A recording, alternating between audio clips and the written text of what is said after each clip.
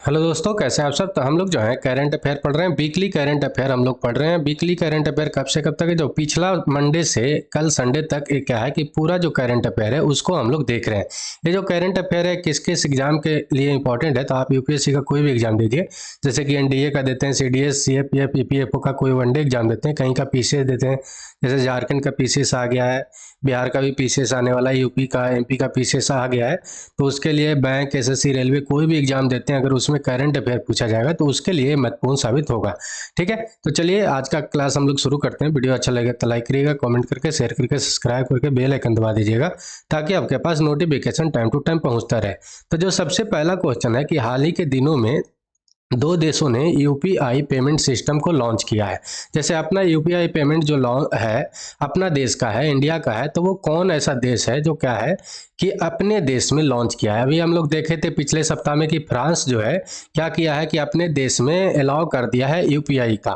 ठीक है, तो अभी कौन दो गो नया देश बना है जो यूपीआई पेमेंट को लॉन्च करने के लिए बोला है, इसमें से आपको बताना है। तो ब्राजील है, अर्जेंटीना है, जापान है, दक्षिण कोरिया है, श्रीलंका, मॉरिशस है, यूएसए और बहरीन है। तो इसमें से क्या है कि आपका श्रीलंका और मॉरिशस क्या बोला है कि यूपीआई पेमेंट को लॉन्च करने के लिए घोषणा कर दिया है। तो ये बात आपको ध्यान में रखना है। ठीक है, पिछले हम लोग पिछले सप्ताह में ही देखे थे कि फ्रांस जो था क्या किया था कि ये जो यूपीआई है उसको लॉन्च किया था अपने देश में। ये बात आपको ध्यान में रखना है। अगर आपसे पूछे कि यूपीआई लॉन्च कब हुआ था इंडिया में, तो 2016 में हुआ था। एनपीसीआई इसके द्वारा लॉन्च हुआ था और एनपीसीआई ही के तहत ही चलता है। ये भी बात आपको ध्यान में रखना है। एनपीसीआई का फुल फॉर्म अगर पूछ ले तो बताना है national payment corporation of India, जिसके द्वारा क्या है कि यूपीआई लॉन्च किया गया था 2016 में, और यही इसका कर्ता धर्ता है। ये भी बात आपको ध्यान में रखना है। और श्रीलंका और मॉरिशस जो है ये भी अब यूपीआई के नाम में जुड़ गया है। तो ये भी बात आपको ध्यान में रखना है। ठीक है, चलिए आगे हम लोग देखते हैं। तो क्या है कि दूसरा क्वेश्चन क्या है कि हाल ही में चेन्नई ओपन टेनिस टूर्नामेंट का एकल खिताब किसने जीता है, ये आपको बताना है। तो एंडी मरे जीता है, सुमित नागल जीते हैं, या रोहन बोपन्ना जीते हैं, या लुक्का नारंगी जीते हैं। तो इसमें से कौन जीते हैं ये आपको बताना है। तो ये जो सुमित नागल हैं वो जीते हैं, ये बात आपको ध्यान में रखना है।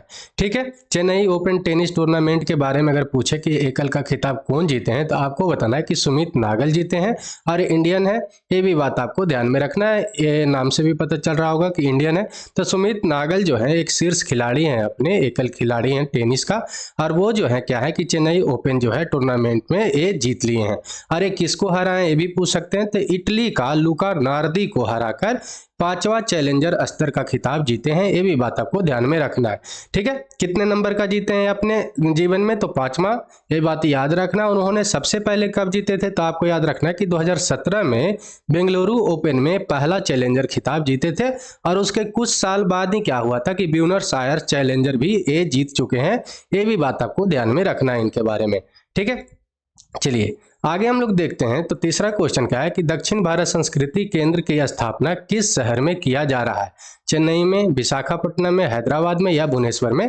तो इसका जो सही उत्तर क्या है कि हैदराबाद में किया जा रहा है, तेलंगाना में। ये बात आपको ध्यान में रखना है। ठीक है, संगीत नाटक जो अकादमी है उसके द्वारा कहा है कि पहला क्षेत्रीय केंद्र हैदराबाद में यह स्थापित किया गया है, जो दक्षिण भारत संस्कृति केंद्र के नाम से जाना जाएगा। ये बात आपको ध्यान में रखना है। इसका उद्घाटन कौन किया ये भी पूछ सकता है। तो जो अपने पूर्व उपराष्ट्रपति थे श्री एम वेंकैया नायडू थे, कुछ दिन पहले तक थे, ये आप जानते होंगे। और केंद्रीय मंत्री जी किशन रेड्डी हैं, वो क्या किए कि दोनों मिलकर 12 फरवरी को इसको उद्घाटन किए हैं, दक्षिण भारत संस्कृति केंद्र को। ये बात आपको ध्यान में रखना है। और इसके साथ ही क्या हुआ है कि भारत कला मंडप ऑडिटोरियम का भी शिलान्यास रखा गया है। तो ये भी बात आपको ध्यान में रखना है। ठीक है, चलिए अगला क्वेश्चन का है कि इरेडा ने नवीकरणीय ऊर्जा क्षेत्र में नवाचार और अनुसंधान के लिए किसके साथ समझौता किया। नवाचार का मतलब होता है इनोवेशन, नया नया चीज को खोज करना। अनुसंधान का मतलब होता है कि नए तरीका से कुछ लाना। ठीक है, किसके साथ है क्या है कि समझौता किया है ये आपको बताना है। तो आईआईटी वाराणसी के साथ, आईआईटी दिल्ली के साथ, आईआईटी भुवनेश्वर के साथ, या आईआईटी मुंबई के साथ। तो इसका जो सही उत्तर क्या है, आईआईटी भुवनेश्वर के साथ जो है इरेडा जो है नवाचार और अनुसंधान के लिए ये समझौता किया है। तो ये बात आपको ध्यान में रखना है। भुवनेश्वर कहाँ है, तो हम लोग जानते हैं कि उड़ीसा में है। ठीक है, तो भारतीय नवीकरणीय ऊर्जा विकास एजेंसी लिमिटेड, इरेडा का क्या है कि पूरा नाम है Indian renewable energy development agency limited इसका पूरा नाम है। वो क्या किया है कि नवीकरणीय ऊर्जा के क्षेत्र में, नवीकरणीय ऊर्जा उसको कहते हैं कि मान लिया जाए कि उसको एक बार यूज कर लीजिएगा तो दोबारा से फिर से उसको अगर यूज करते हैं तो उसको हम लोग रिन्यूएबल एनर्जी या नवीकरणीय ऊर्जा बोलते हैं। ठीक है, ये बात आपको ध्यान में रखना। जैसे कि सन एनर्जी है, वाटर एनर्जी है आपका, साथ ही साथ ले लीजिए एयर विंड एनर्जी है, तो ये सब को हम लोग रिन्यूएबल एनर्जी या नवीकरणीय ऊर्जा बोलते हैं। तो ये बात आपको याद रखना है। और अनवीकरणीय किसको बोलेंगे, नॉन रिन्यूएबल किसको बोलेंगे, मतलब कि जो एक बार खत्म हो गया तो उसको फिर से यूज नहीं कर सकते, जैसा कि कोयला है, ठीक है, तेल है, ऑयल है, ये सब को हम लोग एक बार यूज कर लीजिएगा तो फिर से उसको एक बार दोबारा यूज नहीं कर सकते, तो उसको क्या बोलते हैं कि नॉन रिन्यूएबल बोलते हैं, अनवीकरणीय ऊर्जा बोलते हैं।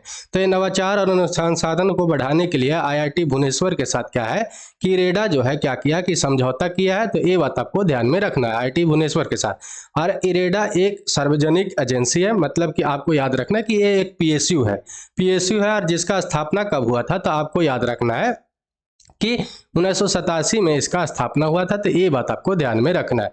पीएसयू का मतलब क्या होता है, तो पब्लिक सेक्टर अंडरस्टैंडिंग होता है, मतलब कि ये हम लोग के द्वारा बनाया गया है, हम लोग के लिए बनाया गया है, हम लोग का पैसा इसमें खर्च होकर बनाया गया है, ये बात आपको ध्यान में रखना है। ठीक है, आप जो टैक्स देते हैं उसी से ये सब बनता है।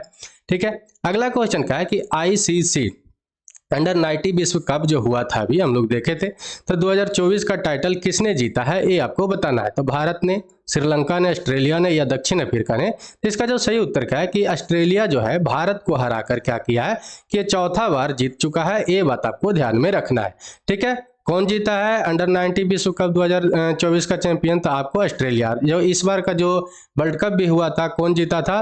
तो हम लोग जानते हैं कि ऑस्ट्रेलिया ही जीता था, ये भी बात आपको ध्यान में रखना है। ठीक है, ऑस्ट्रेलिया जो है भारत को हरा कर क्या हुआ कि ये जो है अंडर 90 विश्व कप 2024 का जीता है, और ये कितने बार जीत चुका है? तो ये चौथा बार जीत चुका है, ये भी बात याद रखना है। ठीक है, और साथ ही साथ इसमें क्या याद रखना है कि टूर्नामेंट में सर्वाधिक रन अगर पूछे कि भारत की तरफ से कौन बनाए थे, तो आपको याद रखना है उदय सहारन बनाए थे। कितना बनाए थे? तो 397 रन बनाए थे। और सबसे ज्यादा जो विकेट लेने वाले कौन थे? तो केवेना माफका थे। तो ये भी बात आपको याद रखना है। कितना विकेट लिए थे? तो आपको 21 विकेट लिए थे, ये बात आपको याद रखना है। कहाँ के रहने वाले हैं? तो ऑस्ट्रेलिया, मतलब साउथ अफ्रीका के रहने वाले हैं। और सर्वाधिक जो रन बनाए हैं भारत के उदय सहारन बनाए हैं, तो ये भी बात आपको याद रखना है। पूरा टूर्नामेंट की बात हो रहा है, भारत की तरफ से नहीं, पूरा जो देश खेला है ना, तो उसमें से सबसे ज्यादा रन बनाए हैं और ये सबसे ज्यादा विकेट लिए हैं, ये भी बात आपको ध्यान में रखना है। ठीक है, चलिए अगला क्वेश्चन क्या है कि फिनलैंड के अगले राष्ट्रपति कौन होंगे? जैसे कि पेका हाविस्टो होंगे, या अलेक्जेंडर स्टब होंगे, या डेविड कैमरून होंगे, या इनमें से कोई नहीं। तो इसका जो सही उत्तर क्या है कि स्टब होंगे। अलेक्जेंडर स्टब जो है क्या होंगे कि अगले फिनलैंड के राष्ट्रपति रहेंगे, प्रेसिडेंट बनेंगे। तो ये बात आपको ध्यान में रखना है। पहले क्या थे? तो पहले ये प्राइम मिनिस्टर के पद पर रह चुके हैं, और अब जो ये बनेंगे अलेक्जेंडर स्टब जो बनेंगे अगले फिनलैंड के क्या बनेंगे? तो राष्ट्रपति बनेंगे, प्रेसिडेंट बनेंगे। तो ये बात आपको ध्यान में रखना है। और ये जो हुआ है एक तरह से ऐतिहासिक जीत हुआ है, इसी के लिए ये बहुत ज्यादा इंपॉर्टेंट हो जाता है।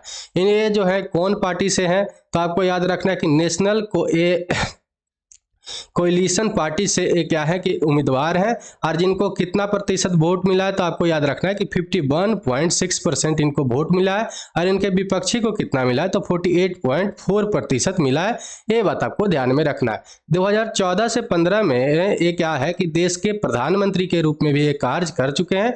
अगर ये पूछे कि फिनलैंड क्या है, फिनलैंड कहाँ पर है, तो आपका उत्तर यूरोपीय एक देश है जो सीमा किससे किससे साझा करता है, बाउंड्री किससे किससे लगा है। तो आपको याद रखना है स्वीडन से, नॉर्वे से, रूस से। ठीक है, फिनलैंड की अगर राजधानी पूछे तो किसको बताना है? हेलेंस्की इसका राजधानी है। मैप पर भी इसको देख लीजिएगा एक बार। तो ये जो है आपका फिनलैंड है, और इसका राजधानी कहाँ पे है? तो हेलेंस्की है, जो गल्फ और फिनलैंड के सटा हुआ है, ये भी बात आपको याद रखना है। इधर से आपका रशिया बाउंड्री टच करता है, ऊपर से आपका नॉर्वे का, इधर से स्वीडन का बाउंड्री टच करता है, ये भी बात आपको याद रखना है। गल्फ ऑफ बोथीनिया यहाँ पे है, ये बात आप देख सकते हैं। और यहाँ पर नीचे क्या है कि बाल्टिक सी है, जो आपके लिए बहुत ज़्यादा इंपॉर्टेंट हो जाता है। हम लोग पढ़ते भी हमेशा बाल्टिक सी के बारे में, तो ये बहुत ज़्यादा इंपॉर्टेंट हो जाता है। ठीक है, तो इतना आप मैप में देख सकते हैं। चलिए अगला क्वेश्चन क्या है कि वनडे के में दोहरा शतक बनाने वाले पहले श्रीलंकाई खिलाड़ी कौन हो गए हैं, मतलब कि श्रीलंका के कौन ऐसा खिलाड़ी है जो दोहरा शतक लगाने वाले हो गए हैं। अभी तक कोई भी नहीं श्रीलंका का दोहरा शतक लगाए थे। हम लोग जानते हैं कि जो सनत जयसूर्या थे वो क्या किए थे कि उनका हाईएस्ट नंबर कितना था, रन था, तो आपका 189 था, 189 था। उसका भी रिकॉर्ड तोड़कर अब कौन बन गए हैं दोहरा शतक लगाकर, तो आपको इसमें से बताना है। तो एंजेलो मैथ्यूज है, पहला तो ऑप्शन है। पंथुप निशंका है, कुशल मेंडिज है, या अभिशंका फर्नांडो है। तो इसका जो सही उत्तर क्या है कि पंथुम निशंका जो है क्या किए हैं कि ये दोहरा शतक लगाए हैं। अफगानिस्तान से मैच हो रहा था, श्रीलंका और अफगानिस्तान से, उसमें ये पंथुम निशंका जो है दोहरा शतक लगाए। और जो सनत जयसूर्या का 189 का जो रिकॉर्ड था उनका रिकॉर्ड ये तोड़ दिए हैं। सनत जयसूर्या के बारे में पूछे कि ये किनके खिलाफ मारे थे, तो आपको याद रखना है कि ये जो सनत जयसूर्या थे भारत के खिलाफ क्या किए थे कि ये रन बनाए थे 189। तो ये बात आपको ध्यान में रखना है। अब पंथुम निशंका किसके साथ ये बनाए हैं 210 रन, तो आपको याद रखना है कि अफगानिस्तान के साथ जो है ये 210 रन बना के क्या किए हैं कि पहले श्रीलंका के खिलाड़ी बन गए जो दोहरा शतक लगाए हैं। सनत जयसूर्या का रिकॉर्ड तोड़ दिए हैं। आज जयसूर्या कम मारे थे तो 2000 ईस्वी में शारजा में भारत के खिलाफ ये जो है 189 रन बनाए थे। तो ये बात आपको ध्यान में रखना है, ठीक है। और ये बहुत कम ही बॉल में मार दिए हैं, तो 139 रन में ही 210 रन बनाए हैं, ये भी बात आप देख सकते हैं, ठीक है। चलिए अगला क्वेश्चन क्या है कि पीएम सूर्य घर मुफ्त बिजली योजना किसने लॉन्च की है, ये आपको बताना है। तो द्रौपदी मुर्मू जो अपने प्रेसिडेंट हैं अभी, नरेंद्र मोदी जो अपने अभी प्रधानमंत्री हैं, राजनाथ सिंह हम लोग जानते हैं कि अभी सेना का जो मंत्री हैं, ठीक है, आर.एस. जयशंकर जो फॉरेन मिनिस्टर हैं अपना। तो इसमें से कौन है जो ये लॉन्च किए हैं पीएम सूर्य घर मुफ्त बिजली योजना, तो ये बात आपको बताना है। तो इसका जो सही उत्तर क्या है कि ये नरेंद्र मोदी जो है अपने प्रधानमंत्री हैं, उसने लॉन्च किए हैं पीएम सूर्य घर मुफ्त बिजली योजना। ये बात आपको ध्यान में रखना है, ठीक है। इसके तहत क्या होगा कि 1 करोड़ घर को 300 यूनिट तक मुफ्त बिजली प्रदान की जाएगी इस योजना के तहत। और इसमें पैसा खर्च होने का कितना लक्ष्य रखा गया है, तो आपको याद रखना कि 75,000 करोड़ से भी अधिक खर्च किया जाएगा। और इसमें क्या होगा कि आपके छत पे सोलर पैनल लगाया जाएगा जिससे बिजली उत्पन्न होगा। और ये जो है अभी का जो अपना केंद्रीय मंत्री हैं से आप जानते हैं कि कौन है, निर्मला सीतारमण है, वो क्या किए हैं कि जो अभी बजट पेश हुआ था अंतरिम बजट, उसमें एक घोषणा किए हैं इसके लिए। तो ये बात आपको ध्यान में रखना है।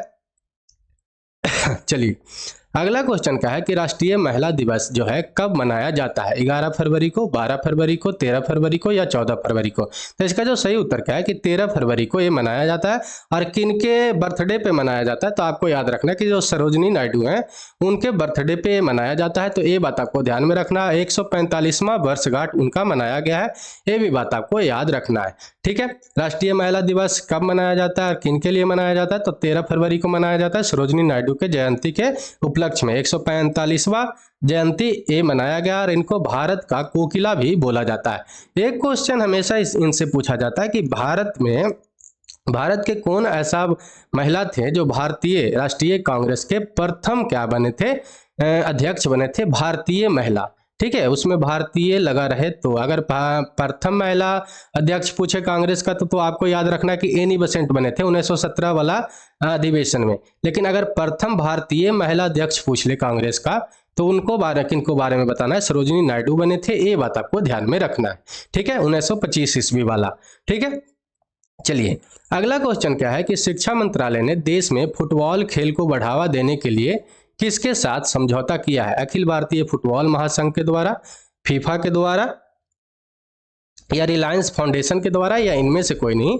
तो इसका जो सही उत्तर क्या है कि फीफा के द्वारा क्या किया है कि फुटबॉल खेल को इंडिया में बढ़ावा देने के लिए फीफा से ये समझौता किया है। तो ये बात आपको ध्यान में रखना है, ठीक है। देश में स्कूल स्तर पर क्या है कि फुटबॉल को खेल को बढ़ावा देने के लिए जो अपना शिक्षा मंत्रालय है, एजुकेशन मिनिस्ट्री है, वो क्या किया है कि federation international D football association मतलब कि फीफा के साथ समझौता किया है, ठीक है। शिक्षा मंत्रालय ने एक चरणबद्ध तरीके से क्या है कि 11 लाख फुटबॉल जो है वितरित करेगा स्कूलों में।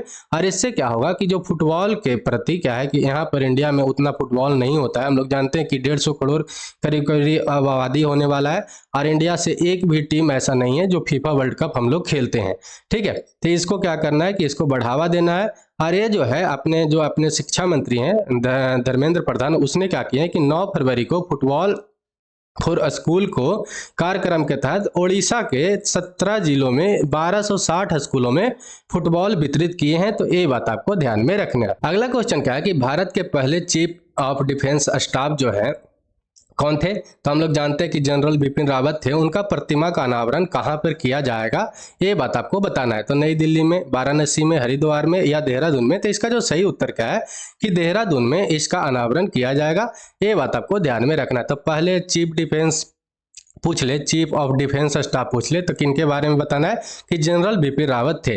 और इनका जो हम लोग जानते हैं कि हेलीकॉप्टर दुर्घटना में इनका क्या हो गया था कि मृत्यु हो गया था, हम लोग जानते हैं। ठीक है, तमिलनाडु में हो गया था ये काम। और अभी इनका क्या है कि प्रतिमा बनाया जा रहा है कहाँ पे? तो आपको याद रखना है देहरादून में, उत्तराखंड में, ये बात आपको ध्यान में रखना है। अपना जो रक्षा मंत्री हैं राजनाथ सिंह, उसने क्या किए हैं कि भारत के पहले चीफ ऑफ डिफेंस स्टाफ को क्या किए हैं कि उनके प्रतिमा को देहरादून में अनावरण किया है। ठीक है, और उस समय क्या थे कि जो वहाँ के मुख्यमंत्री हैं पुष्कर सिंह धामी, वो भी उपस्थित थे। ये भी बात आपको ध्यान में रखना है। कब बने थे? तो 1 जनवरी को अपना पदभार संभाले थे चीफ ऑफ डिफेंस के रूप में। तो ये बात आपको ध्यान में रखना है। ठीक है, चलिए अगला क्वेश्चन क्या है कि हाल ही में दत्ता जीरो कृष्ण राव गायकवाड़ का क्या हो गया कि निधन हो गया है। वो किस खेल से संबंधित थे, ये आपको बताना है। फुटबॉल से, क्रिकेट से, हॉकी से या बैडमिंटन से? तो इसका जो सही उत्तर क्या है कि एक क्रिकेट से संबंधित थे, ये बात आपको ध्यान में रखना। 95 ईयर के थे, जिनका क्या हो गया है कि हाल ही में इनका निधन हो गया है। ठीक है, 2-3 दिन पहले इनका निधन हो गया है। और ये बात आपको याद रखना है साथ ही साथ क्या कि ये जो है अपने पूर्व कप्तान भी रह चुके हैं अपना क्रिकेट टीम का। तो ये भी बात आपको याद रखना है, इसलिए क्या है कि ये महत्वपूर्ण साबित हो जाता है। ठीक है, कप्तान जो थे, पूर्व कप्तान थे दत्ता जीरो कृष्ण राव गायकवाड़, जिनका क्या हो गया कि निधन हो गया। अरे 95 साल के थे और ये सबसे उम्रदराज जीवित भारतीय क्रिकेटर थे। जब तक इनका मृत्यु नहीं हुआ था तब तक की बात है। ठीक है, आप कोई भी हो सकते हैं। ठीक, तो गायकवाड़ जो थे प्रथम श्रेणी के क्या थे कि क्रिकेटर थे, बड़ोदरा से ये प्रतिनिधित्व किया करते थे। और 97-98 के सीजन में ये रणजी ट्रॉफी का भी खिताब जीते थे। तो ये भी बात आपको ध्यान में रख सकते हैं।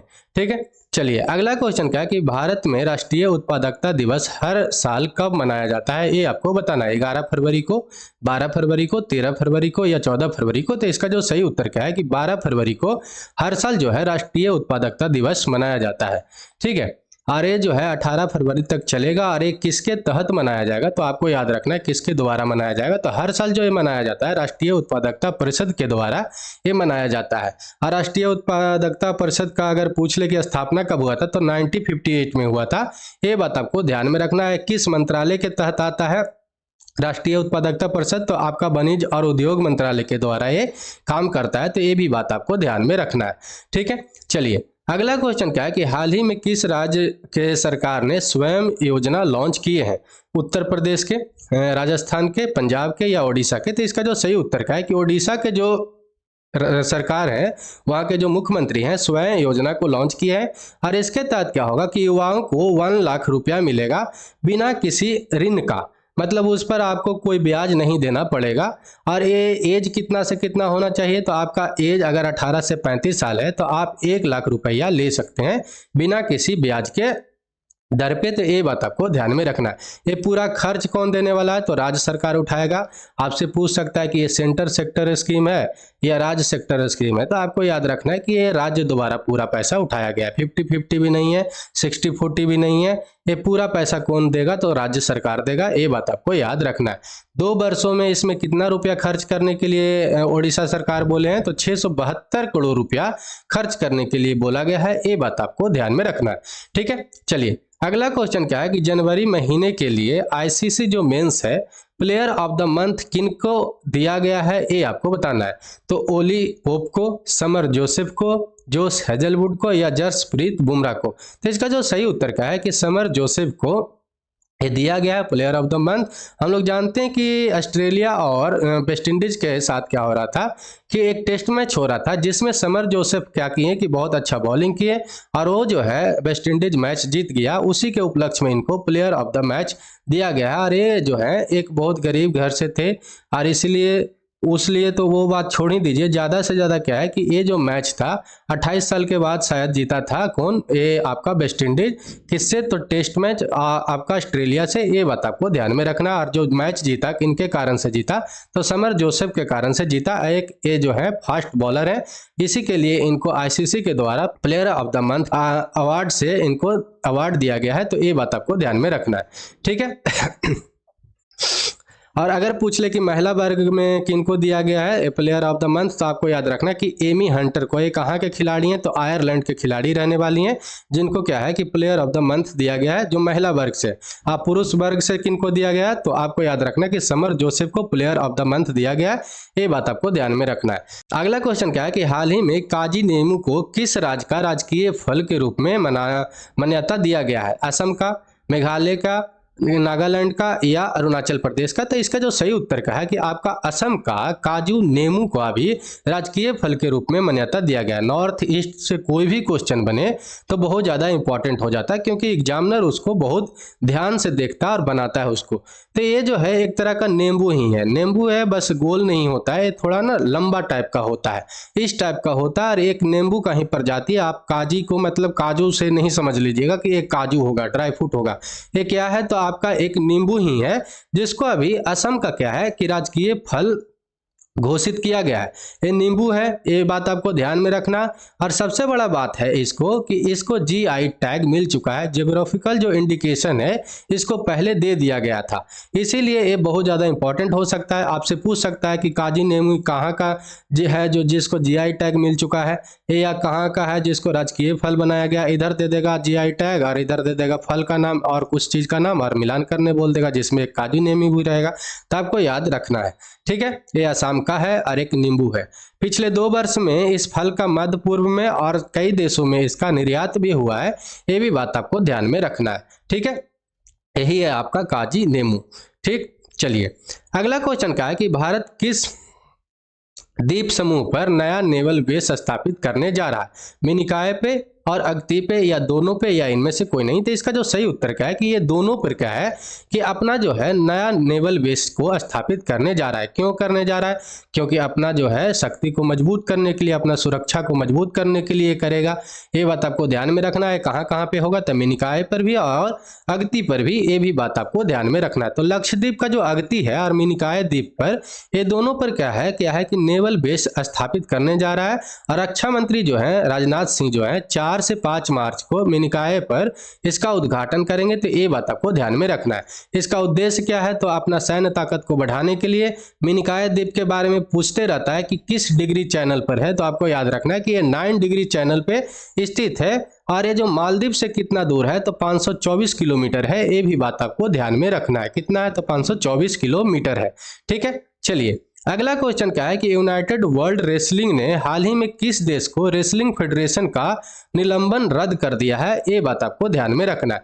तो भारत का, पाकिस्तान का, श्रीलंका का या मलेशिया का? तो इसका जो सही उत्तर का है कि आपका जो है भारत का भी रेसलिंग फेडरेशन का जो निलंबन था 2023 में अगस्त में क्या हुआ था कि इसको अस्थायी रूप से इस पर निलंबन कर दिया था। भारत का जो रेसलिंग फेडरेशन है उस पे, तो उसी पर अभी उसको क्या कर दिया कि उसको अब निलंबन को रद्द कर दिया है। तो ये बात आपको याद रखना है। ये क्यों निलंबन इस पर लगाया गया था अस्थायी रूप से? तो आपको याद रखना है कि कुश्ती जो महासंघ था इंडिया का, उसमें कोई भी जो है इधर से मतलब कि चुनाव को मतलब चुनाव कराया गया ना, नहीं चुनाव कराया गया, ना ही उस पर कोई आदमी को बैठाया गया। तो इसलिए क्या था कि जो यूनाइटेड वर्ल्ड रेसलिंग ने क्या किया था, जो भारतीय कुश्ती महासंघ का था, उसका क्या किया था कि अस्थायी रूप से मतलब उसको निलंबन कर दिया था पिछले साल अगस्त में, ठीक है।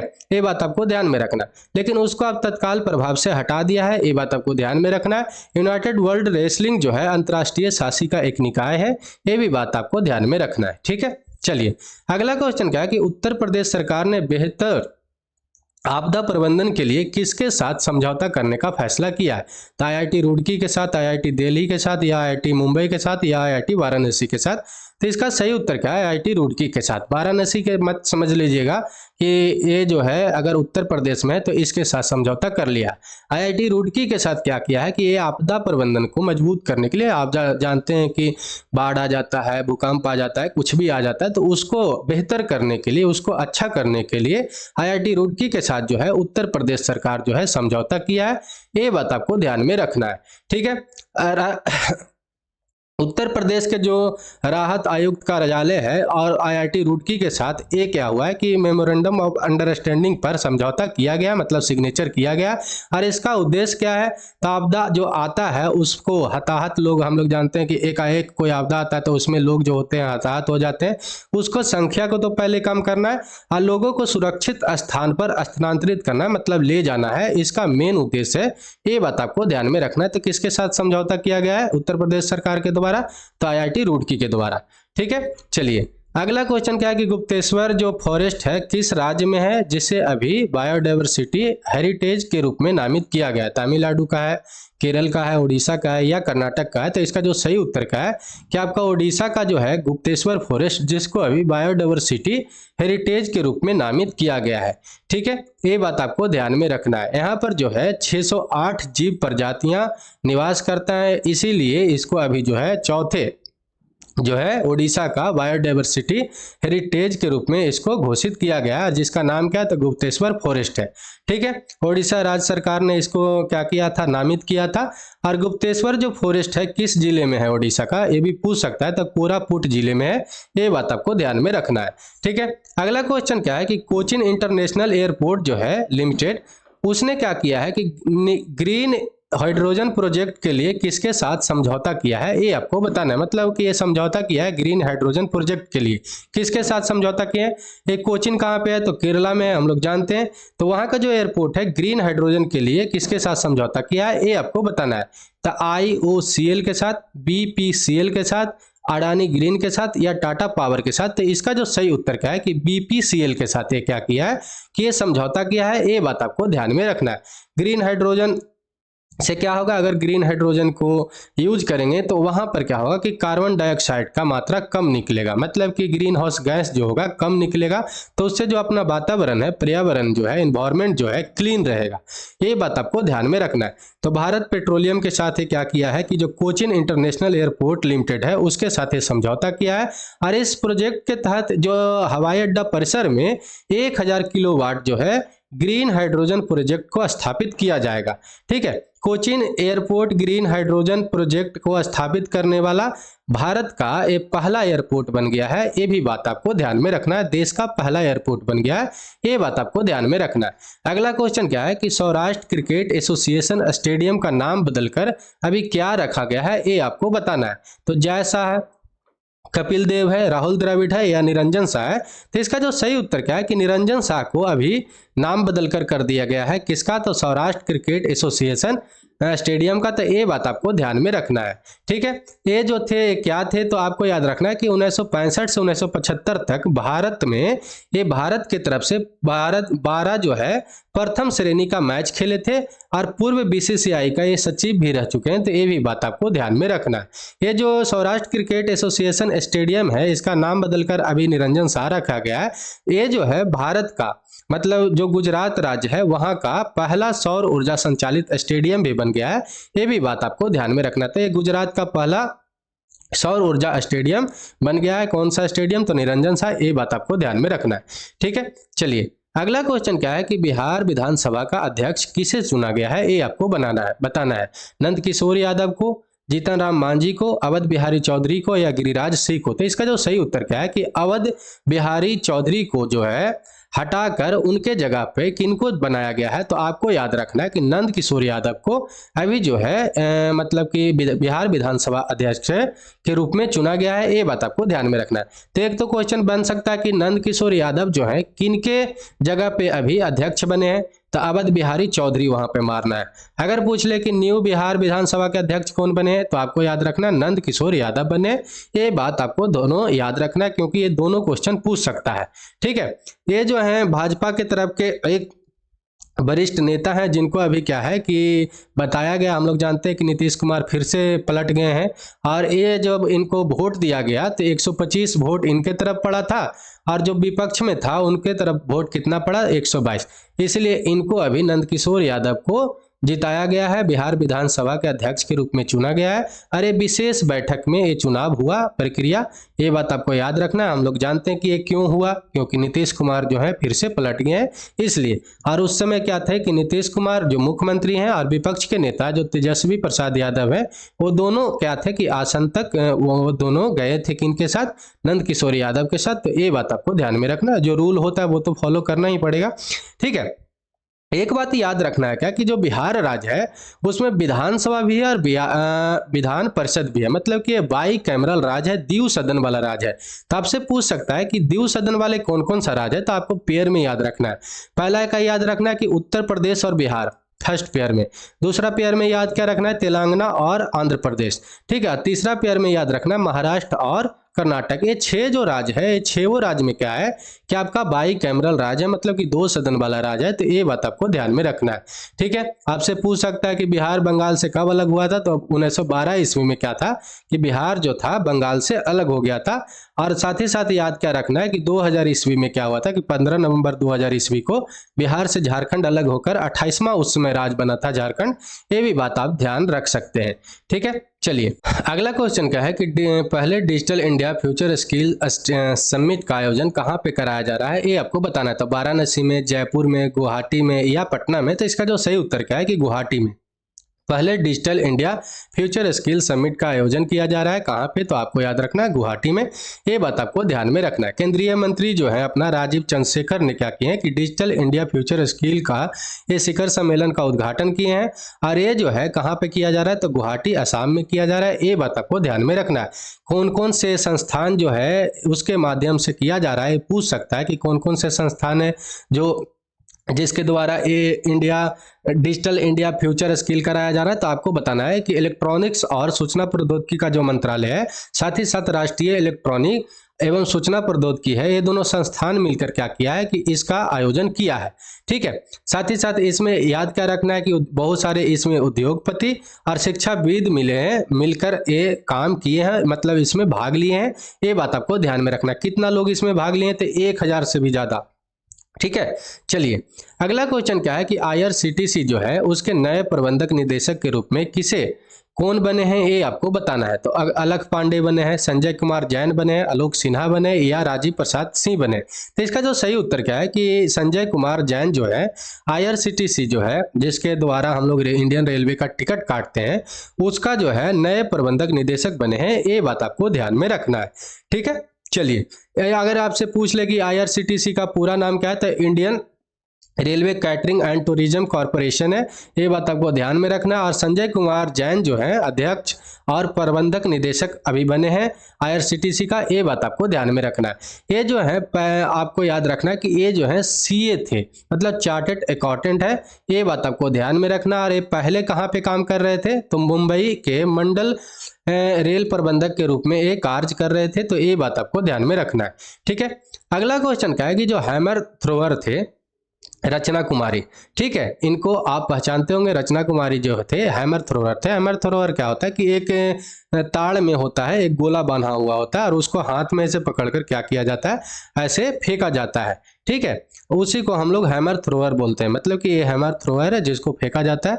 और एक खिलाड़ी थे और इनको क्या है कि अभी जो है डोपिंग के लिए, ये डोपिंग मतलब कोई ड्रग्स ले रहे थे, कोई भी ड्रग्स लेकर खेला नहीं जाता है। तो इनको डोपिंग लेते हुए क्या हुए कि ये पकड़े गए हैं और इसी के कारण इनको क्या है कि प्रतिबंध लगा दिया है। कितने साल के लिए प्रतिबंध लगा है ये आपको बताना है। तो 7 साल के लिए, 12 साल के, 10 साल के लिए, 12 साल के लिए या 15 साल के लिए। तो इसका जो सही उत्तर क्या है कि 12 साल के लिए इनको क्या है कि डोपिंग के लिए जो है अभी इनको प्रतिबंध लगा दिया गया है। ये बात आपको ध्यान में रखना, मतलब अब ये नहीं ही खेलेंगे, क्योंकि 12 साल के बाद तो एक एज हो जाएगा। हम लोग जानते हैं कि कोई भी अगर खेल होता है, फिटनेस पर जो होता है, अगर उसमें 10-12 साल आपका पर प्रतिबंध लग गया तो आप समझिए कि अब नहीं खेलिएगा।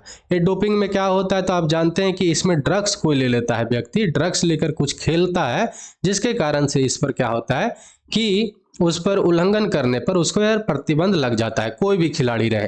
ठीक है, एथलीट इंटीग्रिटी यूनिटी और राष्ट्रीय डोपिंग एजेंसी जो है नाडा जो है, ये क्या किया है कि 2 एथलीटों पर अभी प्रतिबंध लगाया है, जिसमें रचना कुमारी को 12 साल के लिए प्रतिबंध लगा दिया गया है और ये भारतीय हैमर थ्रोअर है। और साथ ही साथ निर्मला पर भी क्या है कि डोपिंग रोधी नियमों का उल्लंघन के लिए प्रतिबंध लगा दिया गया। 2 पर लगा है, तो एक तो निर्मला सेवरान है और दूसरा कौन है, तो रचना कुमारी है। ये बात आपको ध्यान में रखना है। लेकिन रचना कुमारी पर कितने साल के लिए लगा है, तो 12 साल के लिए लगाया गया है। ये बात आपको ध्यान में रखना है। ऐसा होता है आपका हैमर थ्रोअर, ये भी आप देख सकते हैं। ठीक है, चलिए अगला क्वेश्चन क्या है कि institute of chartered accountant of India के अध्यक्ष के रूप में नया जो है कौन पदभार संभाले हैं या ग्रहण किए हैं, ये बात आपको बताना है। तो रंजीत कुमार अग्रवाल है, ठीक है, चरणजोत सिंह सिन्हा आनंदा है, या अभिनव मुकुंद शर्मा है, या विनायक कुमार सिंह है। तो इसका जो सही उत्तर क्या है कि रंजीत कुमार अग्रवाल जो है इनको अध्यक्ष के रूप में बनाया गया है, और उपाध्यक्ष जो बनाया गया है चरणजोत सिंह नंदा को जो है उपाध्यक्ष बनाया गया है। ये बात आपको ध्यान में रखना है। किसका, तो institute of chartered accountant of India का। ठीक है, इन दोनों का जो है चरणजीत सिंह नंदा को उपाध्यक्ष और रंजीत कुमार अग्रवाल को अध्यक्ष के रूप में बनाया गया है। ठीक है, भारत का एक चार्टर्ड अकाउंटेंट का सबसे बड़ा संस्था होता है, जैसे इंजीनियरिंग के लिए आईआईटी होता है, एमबीए के लिए आपका जानते हैं कि आईआईएम होता है, तो उसी तरीका से सीए के लिए जो है सबसे बड़ा ये संस्था होता है। ये बात आपको ध्यान में रखना है। रंजीत कुमार जो है एक कितने नंबर के अध्यक्ष बन रहे हैं, तो आपको याद रखना है 72वें नंबर का अध्यक्ष बनेंगे। ये बात आपको ध्यान में रखना है। ठीक है, अगला क्वेश्चन क्या है कि हाल ही में किस राज्य में कोमुराबेली रेलवे स्टेशन का आधारशिला रखी गई है? तेलंगाना में, मध्य प्रदेश में, असम में या राजस्थान में? तो इसका जो सही उत्तर क्या है कि तेलंगाना में। तेलंगाना में कोमुराबेली का रेलवे स्टेशन का आधारशिला रखा गया है। और यहाँ पर क्यों रखा गया है, तो क्योंकि ये जो कोमुराबेली है मल्लिकार्जुन स्वामी जो मंदिर है उसके लिए प्रसिद्ध है। और यहाँ पर क्या है कि हर साल 4 अलग अलग राज्यों से 25 लाख लोग मंदिर पर आते हैं दर्शन करने के लिए, इसलिए यहाँ पर कोमुराबेली रेलवे स्टेशन का आधारशिला रखा गया है। ठीक है, अगर इसमें पूछ ले कि कौन कौन जो है इसके आधारशिला रखे हैं, तो ये आपको याद रखना है, जो अपना पर्यटन मंत्री हैं किशन रेड्डी, और साथ ही साथ मध्य प्रदेश के जो मुख्यमंत्री हैं मोहन यादव, ये दोनों मिलके तेलंगाना राज्य के सिद्दीपट जिले में क्या है कि कोमुराबेली रेलवे स्टेशन का आधारशिला रखें। तो ये बात आपको ध्यान में रखना है।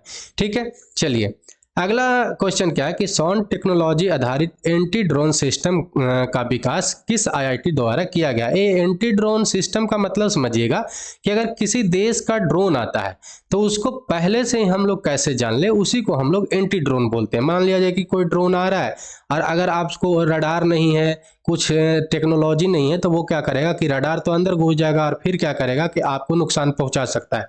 तो इसीलिए एंटी ड्रोन सिस्टम बनाया जाता है। और एक किसके आधार पर है, तो साउंड टेक्नोलॉजी के आधार पर, साउंड पर। मतलब कि वो आएगा तो साउंड को ही उसको रेडिएशन से उसका पता कर लेगा, साउंड वाला कि कितने वाइब्रेशन दे रहा है, और उससे पता करके इस पर एंटी ड्रोन सिस्टम उसको जैम कर सकते हैं, साथ ही साथ उसको नष्ट भी हम लोग कर सकते हैं। ठीक है, तो कौन से आईआईटी के द्वारा क्या किया गया है, विकास किया गया है, ये आपको बताना है। तो आईआईटी दिल्ली के द्वारा, मुंबई के द्वारा, जम्मू के द्वारा या वाराणसी के द्वारा? तो इसका जो सही उत्तर क्या है कि आईआईटी जम्मू के द्वारा ये जो है साउंड टेक्नोलॉजी पर आधारित एंटी ड्रोन सिस्टम का विकास किया गया है।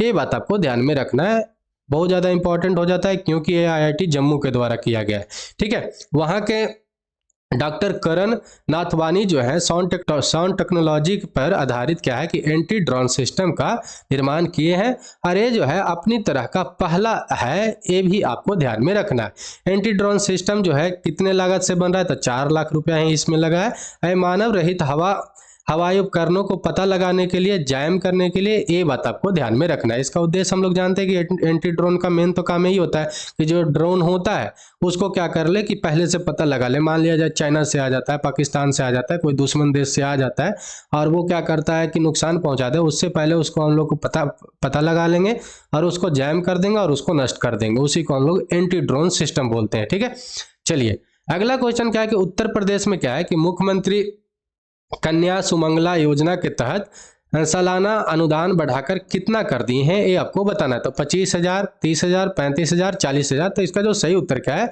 कि 15,000 से अब कितना कर दिया गया है, तो 25,000। ये बात आपको ध्यान में रखना है। पहले कितना मिलता था, तो 15,000 मिलता था, अब कितना मिलेगा, तो 25,000 मिलेगा।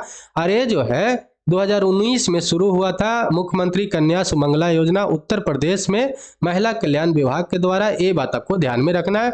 महिलाओं को, कन्याओं को क्या है कि बच्ची जो है उस पर हम लोग जानते हैं कि अत्याचार किया जाता है, पढ़ने नहीं दिया जाता है, जाति पाति करके उसको रोका जाता है। तो उसी को फायदा देने के लिए अनुदान कुछ पैसा दिया जाता था उत्तर प्रदेश सरकार के द्वारा। पहले कितना दिया जाता था, तो 15,000 दिया जाता था। लेकिन अब वहाँ के जो योगी आदित्यनाथ हैं, मुख्यमंत्री हैं, वो क्या बोले हैं कि अब उनको 25,000 रुपया दिया जाएगा हर साल। तो ये बात आपको ध्यान में रखना है।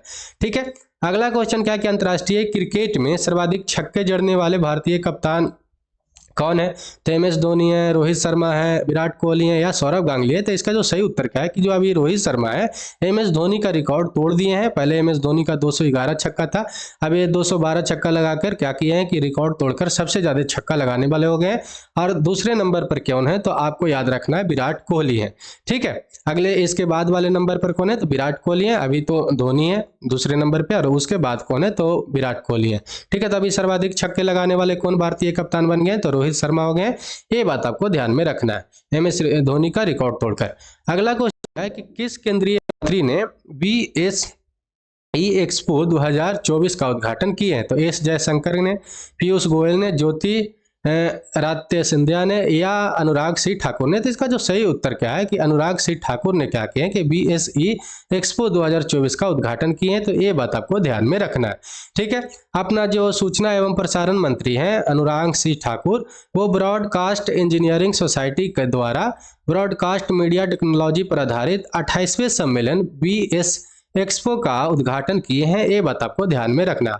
और इस अवसर पर वो क्या किए हैं अनुराग सिंह ठाकुर, तो आपको याद रखना कि भारत प्रशासन क्षेत्र का केंद्र बनने जा रहा है। ये बात आपको ध्यान में रखना है। इस अवसर पर ये अनुराग सिंह ठाकुर बोले थे।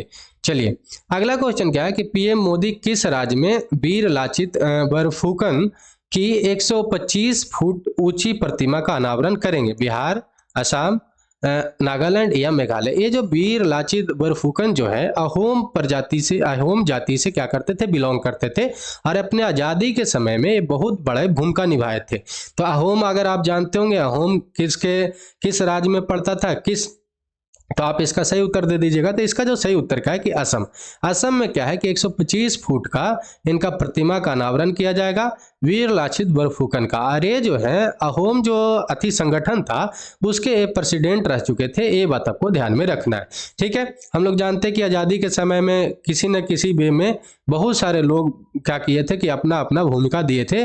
उसी में से एक क्या थे कि अहोम मतलब जो संगठन था उसके वीर लाचित बरफुकन जो थे उसका अहोम साम्राज्य के सेनापति थे। और उन्हीं को उपलक्ष्य में इसी के कारण इनको 125 फुट का प्रतिमा का अनावरण किया जा रहा है असम में। ये बात आपको ध्यान में रखना है।